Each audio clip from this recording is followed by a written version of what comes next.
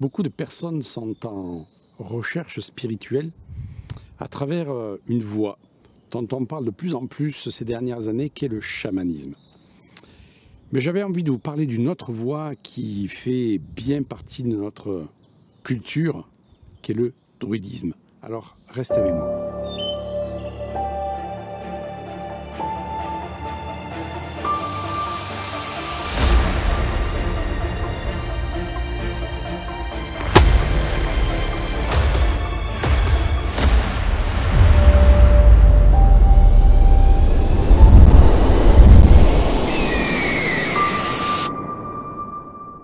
Bonjour les amis, je suis heureux de vous retrouver pour cette nouvelle vidéo. Si c'est la première fois que vous êtes sur ma chaîne YouTube, n'hésitez pas à vous abonner. Il m'importe de vous donner des outils faciles et ludiques à mettre en application pour une vie plus riche de sens. N'hésitez pas à cliquer sur la cloche, sur le pouce, à commenter, à partager. Chamanisme, vous connaissez?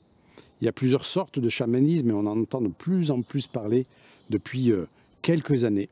Et pourtant, dans nos contrées, il est une voie initiatique qui a toujours existé depuis la nuit des temps. Alors qui a fait effectivement, je dirais, la une, plus que la une, un incontournable de la BD, hein, Astérix et Obélix, avec le druide Panoramix. Et de suite, quand on pense druide, on pense potion magique qui va nous rendre forts. Mais le druidisme, bien entendu, ça a été, je dirais, mis en dérision avec ça, mais c'est une réelle voie initiatique. Alors il est vrai que beaucoup de personnes, et un grand nombre de personnes, sont inspirées, du moins se sont intéressées au chamanisme, parce qu'il a une connotation aussi exotique, et on sait très bien que, eh bien, on aime aller chercher des choses parfois bien loin, alors qu'on peut les avoir ici. Beaucoup de personnes, effectivement, voyagent beaucoup, et c'est génial de voyager, mais on sait que, par exemple, on a un très très beau pays. Eh bien, pour le druidisme et le chamanisme, c'est la même chose.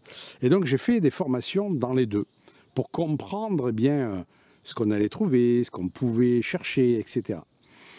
Et donc, dans le chamanisme, j'ai trouvé de merveilleuses choses. J'ai vu qu'on pouvait travailler avec des animaux totems, des animaux de pouvoir, qu'on avait des rituels.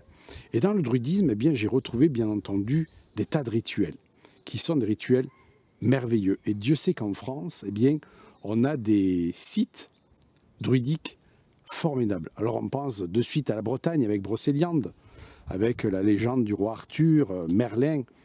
Mais le druidisme, bien entendu, ne se cantonne pas à ça. Ce que j'ai aimé dans le chamanisme et dans le druidisme, c'est qu'on n'est pas dans un dogme religieux, on n'est pas avec une figure, je dirais, représentative d'une religion. Certes, on va respecter des principes, mais on va respecter des principes de vie. Pas des principes inculqués par l'homme, mais des principes d'observation de la nature. Et c'est pour ça que dans les deux, eh bien, il va y avoir par exemple ce qu'on appelle les salutations aux éléments. On va être dans la connexion aux forces de la nature, chose que la religion ne nous propose pas. Et mon cœur m'a porté vers le druidisme.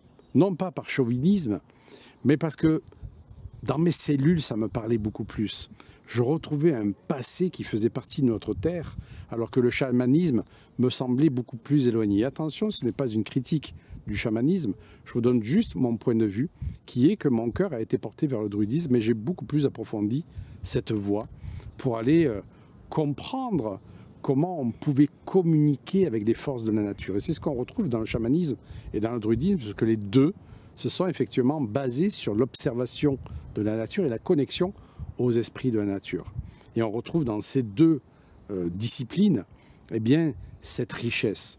Cette richesse qui est de faire des rituels.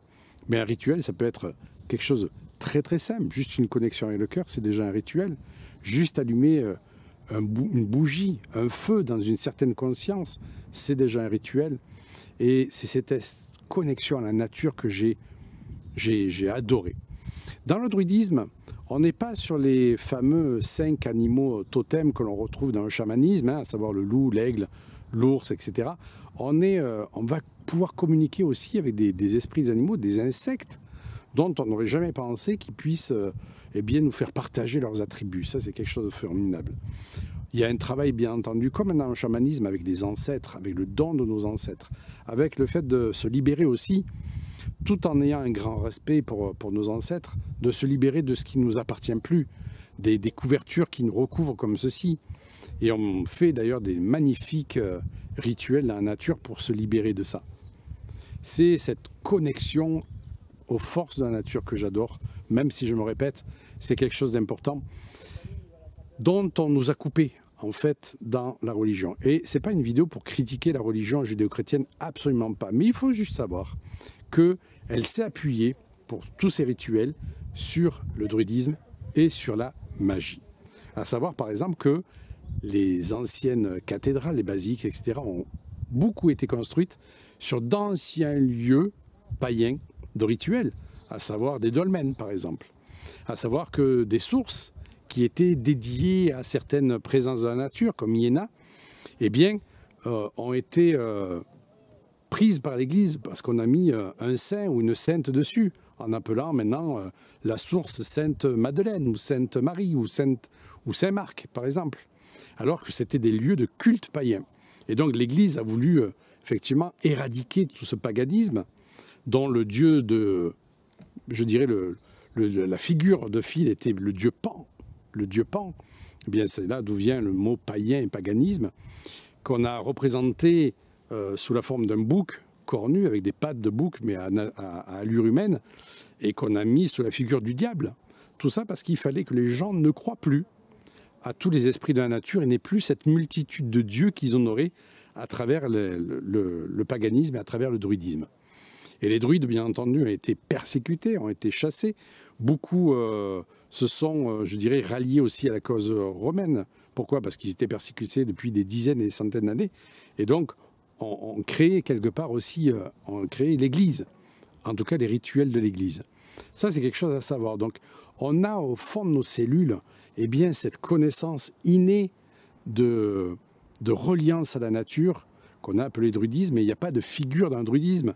Il y a bien entendu des druides comme Merlin qui sont connus, mais en aucun cas il ne prévaut à organiser le druidisme. Et on retrouve bien entendu plusieurs druidismes comme ça. Alors après, on l'appelle comme on veut, chamanisme, druidisme.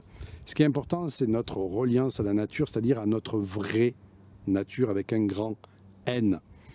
Et j'adore, moi, aller sur des anciens lieux de culte druidique comme ça, reprendre des rituels, remettre l'énergie qui est là et qui demande qu'une chose, c'est à être réactivé. Et c'est quelque chose de fabuleux quand on fait des rituels, qu'on se sent connecté. C'est quelque chose d'incroyable. Et je dis, moi, la plus belle église, eh bien, c'est la nature. Donc, n'hésitez pas à vous intéresser, donc, je dirais, à ces approches, que ce soit le chamanisme, le druidisme. Et tout ceci peut se faire de manière non folklorique. Il ne faut pas nous voir habillés tout en blanc avec des couronnes de fleurs en proclamant je ne sais quoi dans des bois. C'est quelque chose qui est très intimiste aussi.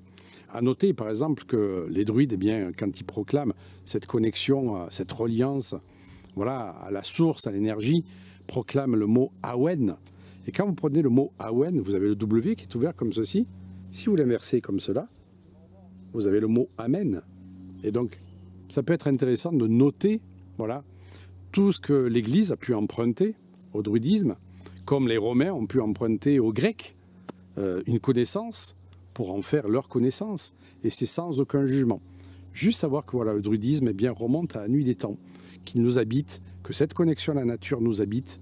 Et donc, si vous voulez aller plus loin dans cette connaissance, eh bien, sachez qu'effectivement, elle est ouverte, elle est accessible, et c'est ça qui est génial, c'est qu'on peut, sans aucun dogme, sans changer sa religion ou quoi que ce soit, apprendre juste à se connecter d'une manière d'initier à la nature pour aller introspecter, et c'est ça qui est intéressant dans ces deux voies, c'est pour aller introspecter notre propre nature, de se connecter à notre intuition, à notre instinct, à ce que nous sommes réellement. Et pour cela, eh bien, ces deux voies nous aident à dépasser nos conditionnements, je dirais, sociétaux, familiaux, et ça, c'est génial. Donc, je vous dis à tout bientôt, prenez soin de vous et reliez-vous à votre nature. Allez, ciao, ciao.